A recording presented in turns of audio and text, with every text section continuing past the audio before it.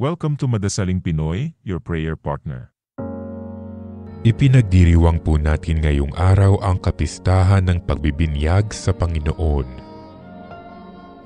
Kaya naman sa pakikiisa sa simbahang Katolika sa buong mundo, itaas natin ang ating mga puso at sabay-sabay nating pakinggan at pagnilayan ang salita ng Diyos ngayong araw.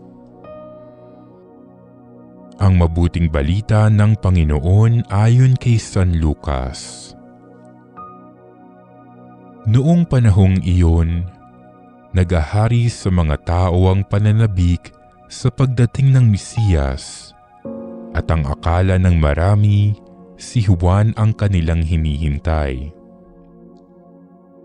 Kaya't sinabi ni Juan sa kanila, "Binibinyagan ko kayo sa tubig, ngunit ang darating na kasunod ko ang magbibinyag sa inyo sa Espiritu Santo at sa apoy.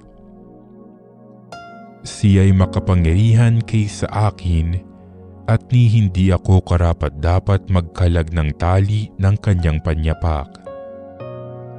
Nabinyagan na noon ang lahat ng tao, gayon din si Jesus. Nang siya'y nananalangin, nabuksan ng langit at bumaba sa kanya ang Espiritu Santo sa anyong kalapati. At isang tinig mula sa langit ang nagsabi, "Ikaw ang minamahal kong anak, lubos kitang kinalulugdan." Ang mabuting balita ng Panginoon.